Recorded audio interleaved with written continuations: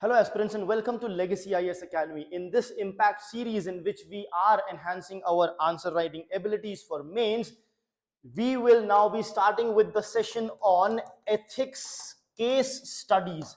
Now this is a very important section because the ethics paper case study is something out of the ordinary. It's slightly different than your answer writing. The entire answer writing of GS4 as such is different from the answer writing of GS1, 2 and 3, and at the same time in ethics paper itself your section A is consisting of question and answers of 10 marks each, but section B consists of ethics case studies, which we will be dealing with in these sessions of impact. So let us get started with ethics case studies. Now, first of all, what are these case studies? These are part of your GS4 section B. It consists of 125 marks. So GS4 entirely consists of 250 marks of worth, of course. So A section is around 125 marks and B section is around 125. But generally A section will be around either 120 or 130 because each question is of 10 marks. No 15 or 5 marker question is there. So generally A section is either 120 or 130. Depending upon that, section B is either 130 or 120. So here you will have generally case studies of 25 marks or 30 marks as well, or you can have a case study of 20 marks as well. So this is the range of marks you will get for case studies, but generally 25-30 marks case studies will be here for your testing. Now, having said that, let's understand a bit about case studies before we delve into solving the case studies. So the case studies which are here are something which is not completely white and black. That means the situation is such which will make you think, which is not very easily identifiable as to what is right and what is wrong. So if it is not white and black, what is it? Things are in case studies generally gray. Now what do we mean by gray? In gray we mean that there might be a an approach which you can take which will be positive but may have some negative externalities in it. There might be another approach that may have some negative but also some positive externalities to it. So the idea here is there will be various approaches in front of you which will have certain positive as well as negative attributes to it.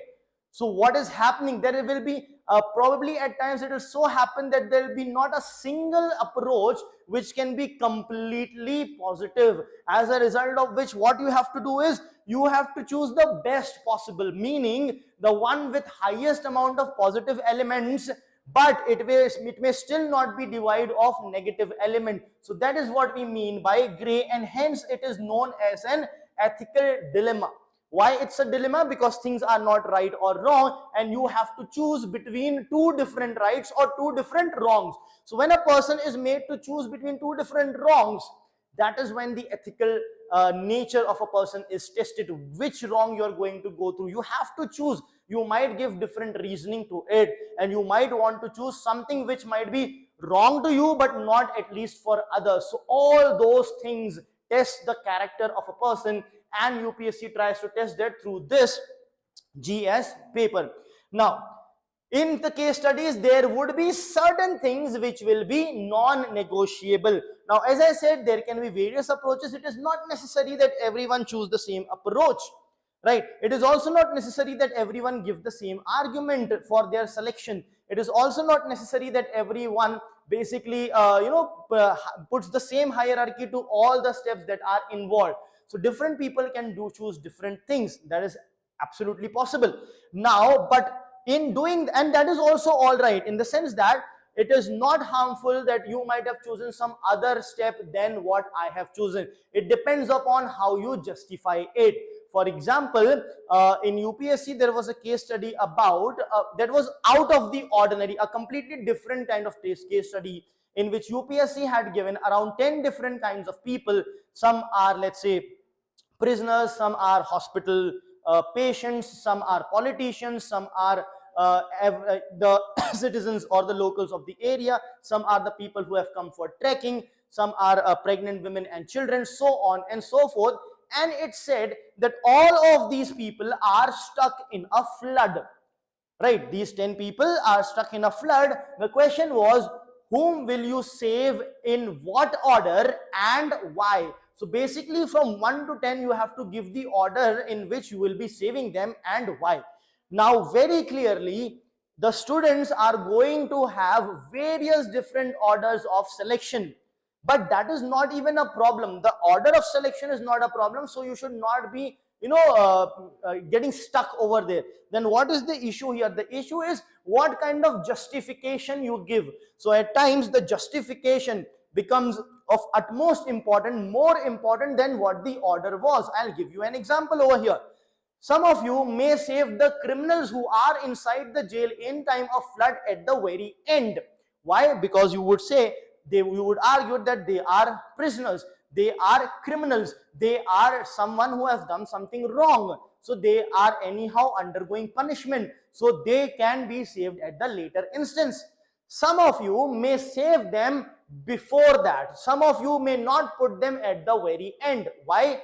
Because since they are prisoners and inside the jail, they are confined by the boundary of the jail, as a result of which their movement is restricted and they cannot even help themselves in such a situation, as a result of which it will be very unethical to leave them over there. So that can be the argument. The second kind of confusion can be with respect to people who have come for trekking. Some of you might say that these people who have come for trekking might be fit, might take care of their own self, might have the gears, etc., and all those things to take care of themselves. So probably I save them at the very end, and that is also probably right. But some of you might save it way before the end. Why? Because once you save them, you can utilize them to save others as well. So what is happening here? The orders are different, but with different order there are different justification. What is important here is what you justify, how you justify, what arguments you use to justify becomes very important. So the order can be a bit up and down, that is fine. However, having said that, one thing which needs to be clearly remembered is that there are certain things in case studies that are non-negotiable. Non-negotiable means you cannot compromise on that no matter what, whether your job is at stake, whether you are being threatened, whether your family's safety is at stake, whether your parents, your spouse, your children, whomsoever is at stake, you just cannot let go of that particular thing because it is non-negotiable. One such example of non-negotiable thing is sexual harassment, domestic violence. These are non-negotiable. You cannot be okay with it to any extent. Any form of violence, any form of sexual harassment, any kind of domestic violence cannot be entertained at all, no matter what the situation is. So these things you have to remember. In certain other things, maybe a bit here and there is fine, but here things are non-negotiable. And you can also understand that by the toning of UPSC itself. So when UPSC generally asks questions, basically the case studies which might be dealing with sexual harassment or domestic violence, UPSC tries to put more and more things at stake against domestic violence or against sexual harassment, trying to convince you to let go of these things because there is so much at stake. But please do not get trapped with that. They would also try to tell you that probably domestic violence is not happening, it is just that you are thinking that it is happening. So then what? You may think, okay, it's just my assumption, it's maybe not even happening, so why to put so many things at stake? But even if it is not happening, even if you have a doubt, it is still your responsibility to verify that doubt and lodge a complaint. And remember that anyone, you don't even have to be related to lodge a complaint of these things when you see them happening. And you can be ethically and even legally at times a part of the perpetrator team if this is happening and you don't do anything about it. So these are the kind of arguments UPSC will put that probably you're not sure whether this is the case or not, so as to trap you or make you not do anything about it. But in such circumstances, make sure you never make the mistake of overlooking these things. Now, in your case studies, there are certain value added pointers to be remembered which you should be writing in your answers. Now, at the time of the examination, while solving the case studies, you may not remember it. That is why I call ethics paper as a pre-prepared paper. What do I mean by that? By that I mean that all these things should already be prepared with you beforehand, so that the moment you see a case study, you know exactly which act to put, which government scheme to put, which standard operating procedure to put, which judgment to be mentioned, and certain out of the box pointers. Now, how can you come up with out of the box points? You can, because already you will know what kind of case studies that are being asked. So there are hardly around 10-15 kinds of case studies or types or themes on which case studies are asked. So when you are already aware about the themes on which case studies are asked, based on that theme, you can have various acts. For example, when you talk about the case study on dams, the construction of dam which is replacing the tribal which is displacing the tribal population present over there, in this the very first thing should be, was the Forest Rights Act 2006 followed in order to take the clearance for that land to build the dam? Because what does the Forest Right Act 2006 says? It says that 75% of the Gram Panchayat should be in agreement for this to happen. So this act can be mentioned over there. This is a part of due diligence that you have to do. Then government scheme under which people can be rehabilitated. If it is some other case study, then you can talk about the government schemes that are present in that. Then you can talk about certain standard operating procedure. For example, if it's a scheme on whistleblowing, you are a part of an organization in which you realize that there is corruption, there is XYZ thing happening, and you have let your colleagues be aware of it, but no one is doing anything about it. So should you blow the whistle immediately? What options do you have? What should you do? In such cases, you should know what the standard operating procedure is and first try to follow that. So what is that standard operating procedure?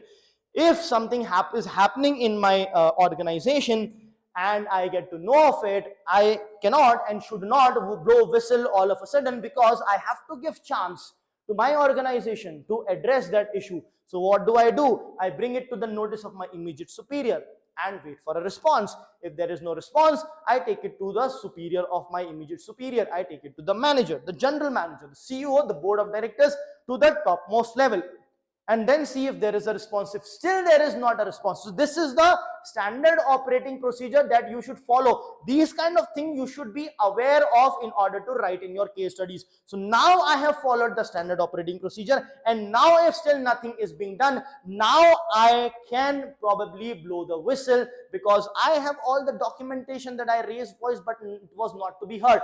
Because if you do not do that and directly blow the whistle, the things will come on to you and people will question that you are harming the integrity of the organization by making it look negative in the eyes of the people. The people will lose trust in this organization. So you are the one to be blamed. You should have told beforehand so that things could have been addressed. All those things will come on to you, as a result of which follow the standard operating procedure and then take your decisions. So SOPs also become very important. Then of course there are judgments of the Supreme Court, the High Court, etc., which you can give as reference in your case studies. Then of course out of the box points you can and you should mention, which will give you the edge over other students. Now out of the box points cannot come extempore during the day of the examination, the time of the examination. So it should be prepared with you. What kind of points are you going to write, which very few might be writing. All right, so these are the value added points that you should remember. Now another question that comes is, should I be drawing a diagram? Can I draw a diagram? See, the case study is more about how you justify it and less about your diagrams. So you can avoid it and move ahead. But if very simple line diagram can explain a lot, then you can talk about it. For example, you can talk about your approach being full of integrity, which is a mix of honesty and uprightness, etc. And you can draw a diagram of, this is honesty, this here the overlap is integrity, this is honesty, uprightness, and this is probity, and this is your integrity. So these kind of small diagrams you can draw to mention what kind of approach you will be taking, or else the main thing over here is the arguments, the justification, the support, and the value added points that we have seen over here. Now, next up are the themes of ethics case studies. So as I said, certain things should be pre-prepared at your end. So how can that be pre-prepared if you already know what are the themes on which the questions are asked? So if you are aware of that, you can basically be pre-prepared with respect to the case studies as well. I hope that's clear. So what are the themes on which case studies are asked? Your case studies, the first things first, ethical dilemmas in public administration. Then you have corruption and integrity in governance. So corruption is happening. Will you want to be a part of it? If not, you will be transferred to the remotest of places. Let's say your promotion is due, so on and so forth. Law and compassion, very interesting case studies. See, case studies, what problem student faces when they look at the case study, they find, oh, the solution is impossible, but that is not the case. So when we talk about law and compassion, what can be the case over here? For example, there is a scheme of provision of food, clothing and shelter, or let's say food. But you need to ensure that you do not make any error of inclusion and exclusion. You do not include the people who are not supposed to be included. You do not exclude people who are supposed to be included. Based on that, you move ahead with the scheme. And you realize that there is a pretty old sick lady who does not have anyone to take care of and cannot work, does not have any pension, nothing, is in dire need of food, and it is probably one of the most potentially needy beneficiary of the scheme. However, you realize that that lady does not have any particular documentation or Aadhaar card or XYZ card or criteria, or let's say documentation that is required. So in such a scenario, what do? You sidestep the law and still provide her the ration? Do you ignore her and follow the standard operating procedure? So what is the ethical dilemma? Law versus compassion. Then you have, don't worry, we'll deal with all these kinds of dilemma and much more to make it simpler and easier for you. Then you have workplace ethics versus organizational values. So workplace ethics and organizational values. Then social justice versus welfare policies. Environmental ethics versus sustainable development. So here environmental ethics will come into picture. Personal ethics versus professional duty. It is probably one of the most common type of ethical dilemma you will see in UPSC case studies, wherein your promotion is due, or you may be transferred into to a remote area if you do not follow what the politician has said, but then following that is not the right thing to do because there is ulterior motive, this, that, so on and so forth. So there is, or let's say you are asked to be corrupt, you are asked to ensure that the contract is given to the let's say the relative of the politician only, because you are the one who's deciding to whom the contract goes. So what is it? It is, if you don't do it, you will be suspended, you will be transferred, you will be transferred to the remotest of area, your promotion is due, which will not go through, so on and so forth. So that is personal ethics versus professional duty. Then you have police and law enforcement ethics. For example, you are a CEO of an organization and you realize certain people, certain fringe elements are outside your office throwing stones because they want reservation based on the domicile, even in the private sector, even though you are a private sector firm. So in that case, as a CEO of the company, what actions you will take over here is what you have to mention. Then you have corporate governance and business ethics, media ethics and social responsibility. Media ethics is also very important. What picture to be shown, what picture to not be shown. Media just randomly start showing pictures of victims, including their face pictures of victims who are children, etc., etc. That should not be done. There is a media ethics which needs to be enforced. So related to all this ethics, case studies will be there. Then you have technology and ethics. Now this can be very popular in the coming years, especially in the era which has started with respect to the AI, artificial intelligence. Then you have ethical leadership and decision making. So decision making based on deontology, teleology, so on and so forth.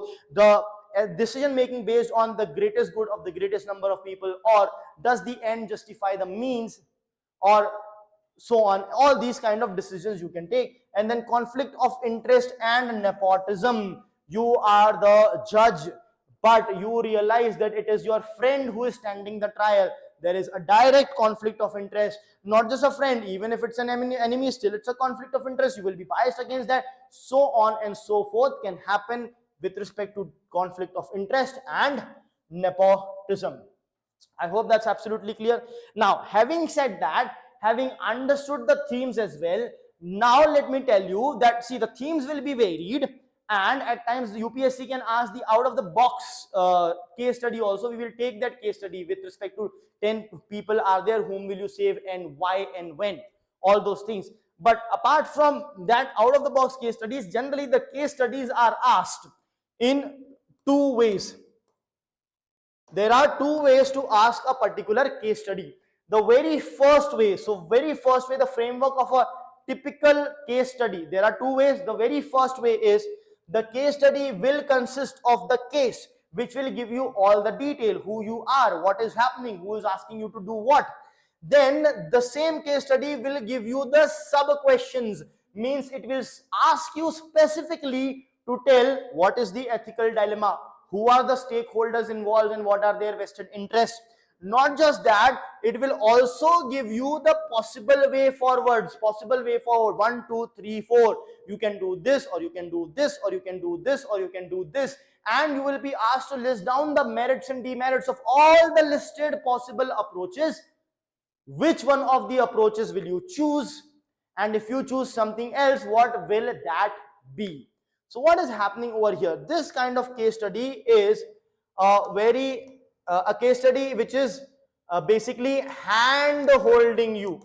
Why hand holding you? Because it is basically creating the entire structure of the case study by telling you to mention first who are the what is the ethical dilemma involved, what are the stakeholders and what interests do they have, what is the merit and demerit of first approach, what is the merit and demerit of second approach, third approach, fourth approach, and what approach you will actually take, and justification of your approach. So this is a proper structure framework of the case study which the question itself gives you. So it is as good as filling the blanks, filling in the blanks, right? So this is one type of case study. Now in the other type of case study, what happens is, so before we go into the example of this kind of case study, let me tell you the other kind of case study. In the other kind of case study, what happens is, these things will not be given explicitly to you.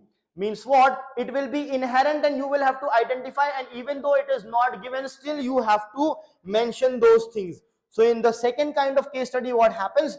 The case is given, right? But there is no sub questions, means it is not asking what is the ethical dilemma, it is not asking who are the stakeholders, it may not even give you any approaches as well, 1, 2, 3, 4. It may simply ask what approach will you take and why, or what are the possible approaches in front of you, and which one will you take.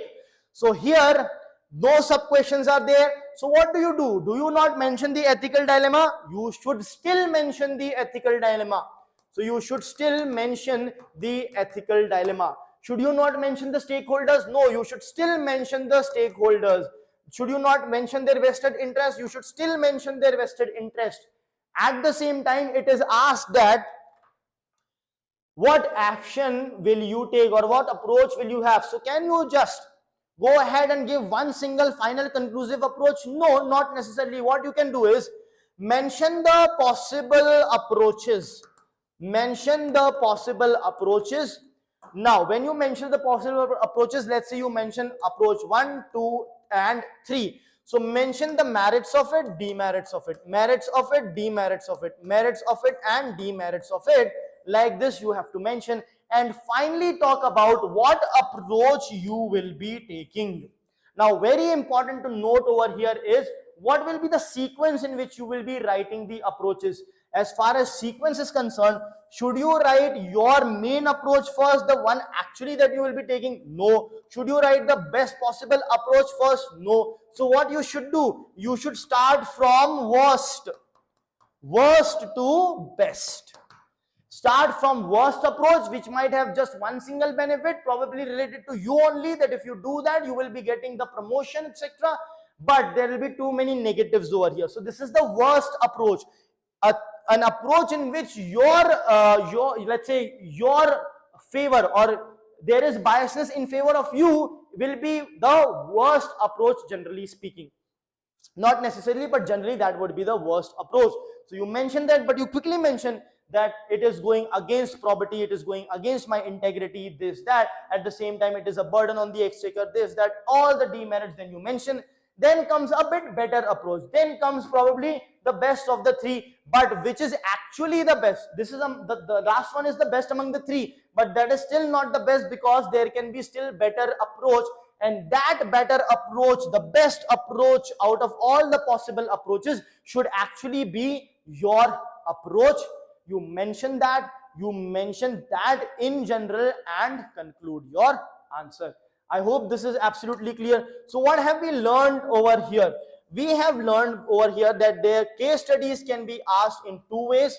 One way is very explicit and the other way is inherent or implicit. Now by explicit, what we mean is the case study on its own mentions that you have to mention the ethical dilemma, you have to mention the stakeholders, you are given these four options, what are the merits and demerits. So it has basically created an entire structure for you, right? So that is not a problem, you can easily see and write it. But in the other, when that structure is not there, you should still follow the structure. I hope that is absolutely clear.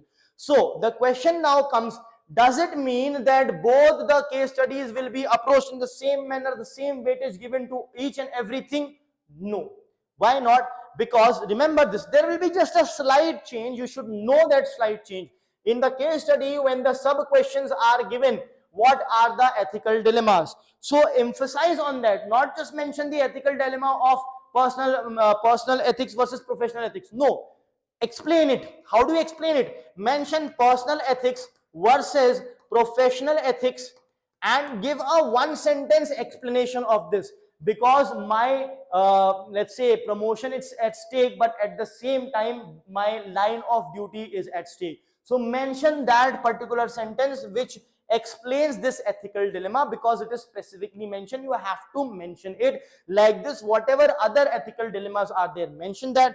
When you mention the stakeholders, mention the the victim. You should mention first the victim, and the perpetrator and everyone should come afterwards, and you should come at the end.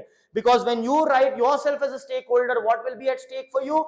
Your transfer or your promotion will be at stake. If you put yourself first, it will feel like you are taking care of only yourself. You are giving importance to only yourself. So put yourself at the end. Put the victims first. For example, if that's a case study on the dams, the construction of dam which will displace the people, the displaced people are going to be what? They are going to be the stakeholders. But at the same time, the people who will benefit from the dam, let's say the dam is there for drinking water, they will also be the beneficiaries. So these two are the first group of people that should be mentioned first. Rest will come later, and you should come at the very end. I hope this is clear. Now with this amount of understanding, let us move ahead and try to solve. Let us dig in deep into the case study of the very first type, wherein things are explicitly given. So this particular case study, you can pause that and read it. The PDF will be available. You can download it. I will just give you a gist. So basically, you are a district administrator of a particular department in a village. Now there is to be a construction of a school, right? So the senior officer wants you to check that all the papers relating to it are proper, and wants you to ensure that it is all arranged before the senior officer visits the site. That is what is done. Now, when you try to review the paper, you realize that the land was acquired from local panchayat at a nominal rate. See, I have highlighted the issues. Now the issues start coming. What is the issue? The land was acquired at a nominal cost. Papers show that there is no certification by the architect available on the file. Other certifications which are required is there, but the architect certification is not there. So what you do, you decide to visit the village to ensure that all the things are in order. When you go to visit the village to see the plot for yourself, you realize that The plot is not part of the Rampur village, but a part of Thakurgarh fort. It's a part of Thakurgarh fort, and the walls, etc., in that area are running through that particular plot. And the fort is well away from the village. So since this fort is well away from the village, it is also a part of the fort. The land is a part of the fort. So there is a heritage site at stake. Also, this fort is far away from the village. So it is also not going to help the school children because it is in a far-flung area. It is at a far-off area, right? However, the area near the village has the potential for expansion into a larger residential area. Means what? For example, if this village is here and the land is over here, you can expand and develop this village so that it comes closer, and basically transportation, road, etc. is developed so that it is not much of a challenge. That is possible. But to do that, there will be huge development charges on the existing plot that will be required. This will be very high, as at the same time, if you develop a school over here, what is happening? A cultural, a heritage site which will be affected, right? So that is another issue over here. One more thing, you realize that the sarpanch at that time of the acquisition of the land was a relative of your predecessor. Means this land exchange that happened previously, it did not happen in your time, it had happened previously. So the sarpanch who had sold that land was a relative of your predecessor. That means there is something fishy that is going on. So I hope you have understood the entire case study. Now, what are the questions? See, this is the first type of case study where things are mentioned explicitly. So they ask us to list the ethical conflicts that are present, then list the likely stakeholders along with their vested interests. Then C, it says some of the options for actions available to you are listed below. Discuss the merits and the demerits of each of the options. So very beautifully, the entire framework is given to you. You have to just fill in the blanks of that framework. So first step or approach that is given to you is you can await the visit of the superior officer and let him take a decision. You don't decide. Second, you can seek his advice in written or on phone so as to have some evidence. Third, you can consult your predecessor, colleagues, etc., and then decide what to do. Fourth, you can find out if any alternative plot can be got in exchange and then send a comprehensive written report. And then they also say that, can you suggest any other option with proper justification? Now the presence of this itself should ensure that you know that there can be another option which is probably better, and you should be trying to write that, because if you don't, the evaluator will be very clear that you didn't even think, or even if you thought, you did not come up with a better solution. You were just relying on the solutions that are already given to you. So please make sure to mention the best possible solution. Do not just say that one of them is better because of so and so reason. Try to give your own solution. That is going to get you better marks. Having said that, let us address the case study. So first things first, identify the ethical issues involved. So number one is the conflict of interest. Conflict of interest. The land was acquired when the sarpanch was a relative of the predecessor. So there is a conflict. Imagine a contract is to be given. Now the contract is being given by me, and one of the contractors is one of my siblings. So what happens? That's a conflict of interest. Yes. So similarly, conflict of interest. Next is lack of due process. The missing clearance from the architecture and the absence of heritage site evaluation. This is a heritage site. Do you have any clearance from the heritage department? Absolutely not. You do not even have the clearance of the architecture. So lack of due process is also an issue over here.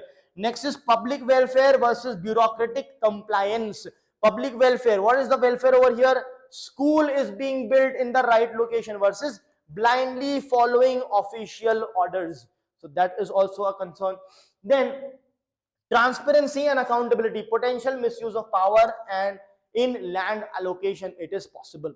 Now at times you may not find 4 or 5 ethical dilemmas, maybe at least 2 or 1, but at least 2 ethical dilemmas will be there. You should search for them, because one ethical dilemma can be with respect to you alone, and then the ethical dilemma among the other stakeholders that are involved. So this is the ethical dilemma. Another one here is heritage conservation versus development. If you draw this, if you build a school, so you can mention heritage conservation versus development, affecting the Thakurgarh fort versus building the school for development of the region.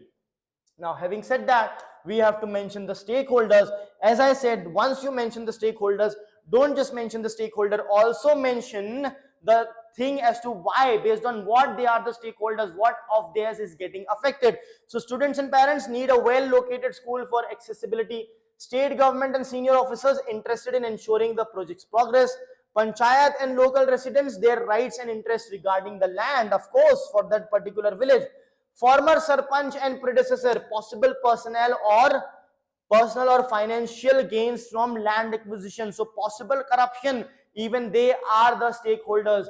Then senior officers may be keen on project execution without reviewing ground realities. We are using words like maybe, we cannot say for certain. Then construction and engineering firms could benefit financially from expensive development and difficult site. Very important.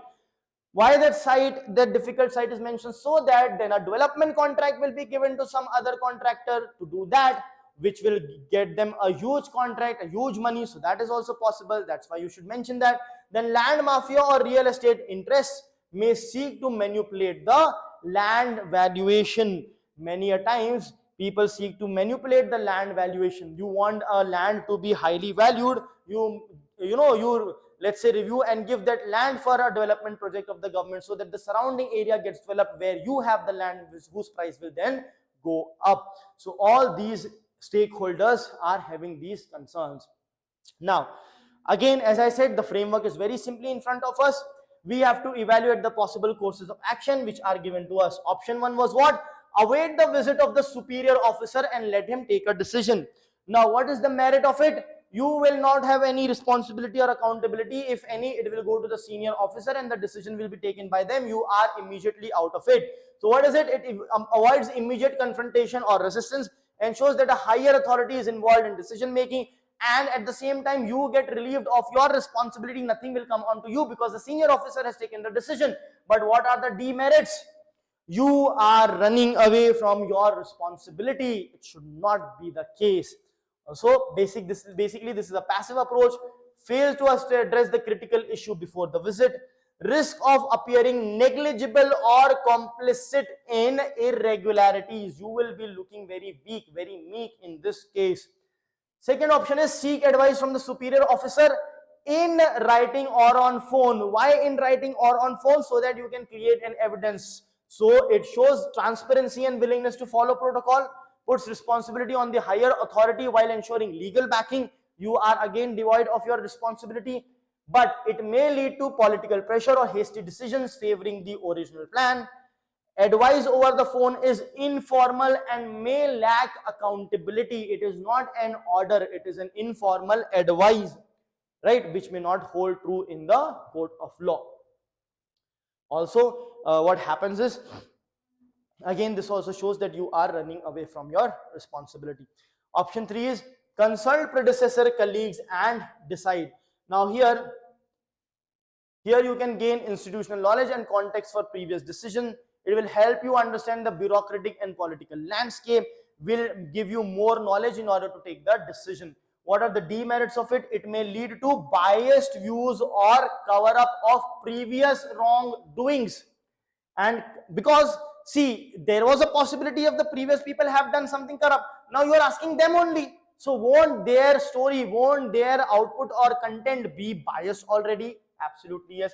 Consulting the predecessor may compromise independence. Your decision will no longer be an independent decision. Option 4. Now this looks like a good option. Yes, absolutely. Explore alternate plot and submit a detailed report. Now what is the merit of it? Proactive approach for balancing development with practicality. Present a well-researched, legally sound alternative. Avoid unnecessary expenditure and heritage destruction. But what is the demerit? It might be opposed by those benefiting from the existing land. It could lead to bureaucratic delays also. If you are going for some other land and reject this land, there might be certain other issues in the other land also possibly. So now what is the approach that you are going to take. In exam, you need not write it as a fourth option. You can simply mention a sentence. However, considering the above approaches and various other things at stake, I am going to follow the below mentions approach and then mention, report the possible irregularities to the authorities and suggest review. So you have understood that there might be certain irregularities which you have seen.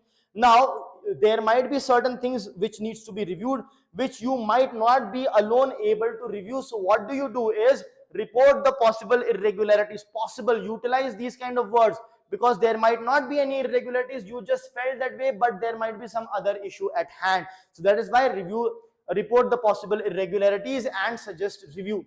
Now what happens is, it upholds ethical governance and rule of law, ensures heritage protection and public welfare, ensures no unnecessary development will happen which will lead to burden on the exchequer. Demerits is what could lead to political and administrative resistance, but this resistance is going to come against you, so you as a civil servant should be ready to bear it. Might create conflict with superior. Again, this conflict, you will say, sir, there are demerits here also, but yes, but these demerits are such demerits against which you can and you should be standing. So demerits can be, there is conflict with my superiors, but fine, I am a civil servant who's upright and I am going to stand for it.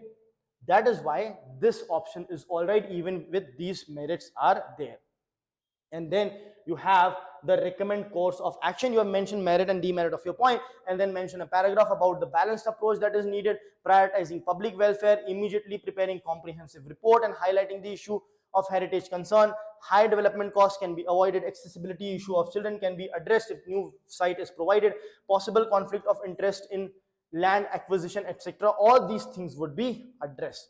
And you can also propose an alternative plot near the village which will be beneficial, cost benefit analysis wise. Escalate the matter formally to the senior officers as well, engage with the heritage authorities as well. The moment they also come to know, they will also intervene and take care of it and ensure community participation in decision making to avoid any future conflicts. So basically this is what you can do, and you can give a brief ethical justification saying that here you have followed the rule of law and taken a utilitarian approach which also maintains your integrity and accountability in order to ensure that the work is performed in the public interest, prioritizing accessibility and education over hasty development. You don't have to mention line by line, but in a paragraph you can mention it together. The above mentioned approach that I will take ensures rule of law and has a utilitarianism approach to provide the greatest good of the greatest number of people, ensuring my integrity and accountability is intact for the public interest in order to ensure accessibility of education rather than hasty development costs. All right, so this is how you conclude. Rather than hasty development costs, don't conclude on a negative thing, just mention in public interest it ensures accessibility of education and development of the region. Right, so this is how you conclude that particular thing. So further you can write the entire thing in one single paragraph. I hope that's clear. Now coming on to the next one, to the next case study. In this next case study, the framework is such that the case is given but no sub questions are given and there is no possible way forward that is mentioned. So everything you have to do it on your own.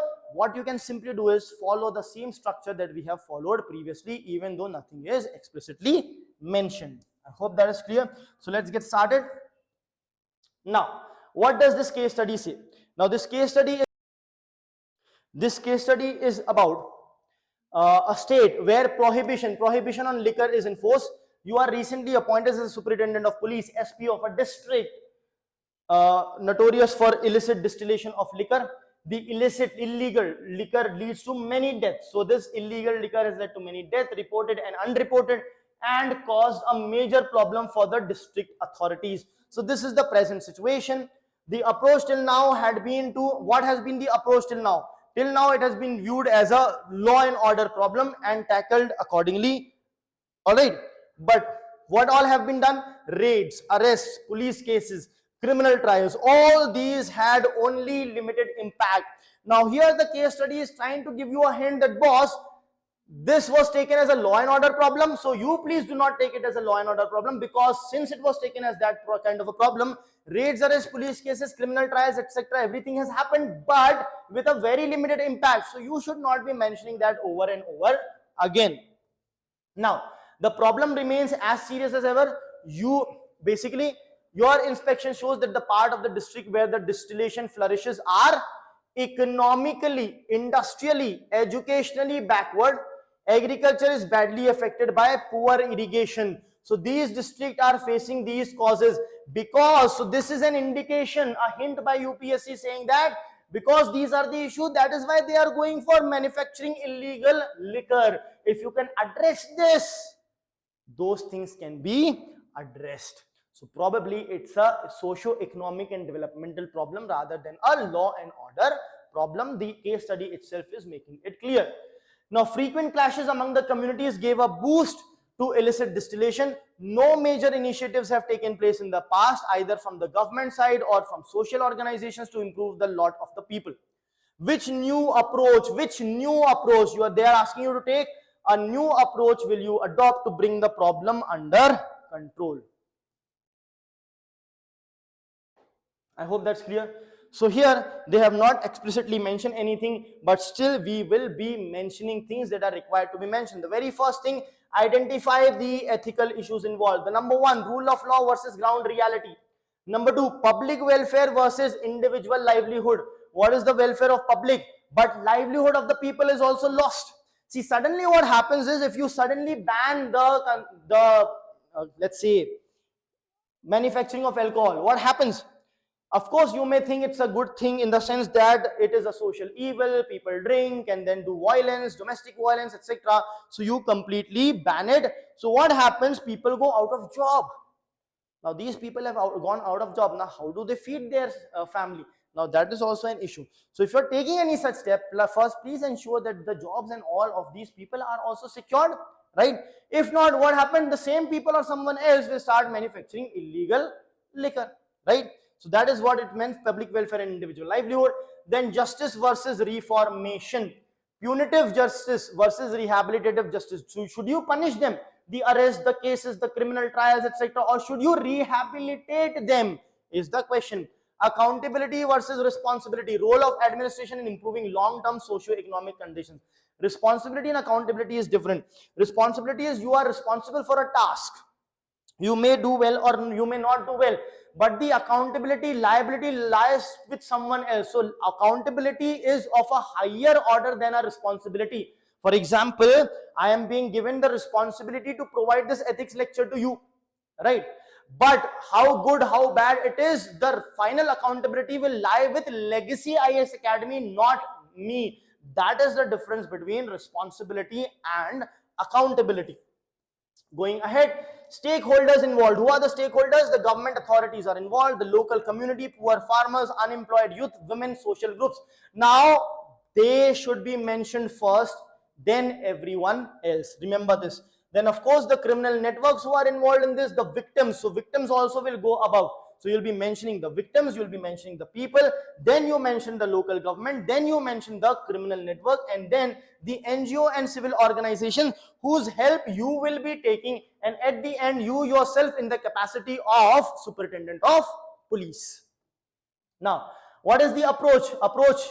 The first step you take is immediate measures. That is short-term measure to immediately address the deaths that are happening. You cannot wait for long-term measure to kicking in order for deaths to go down. That long-term permanent addressing can happen, but immediately short-term measure needs to be taken. What is that? Strict law enforcement, community policing, and medical awareness campaigns. Once that is done, victim support, provide rehabilitation and counseling for affected families that are affected due to this illicit drinking of illicit liquor.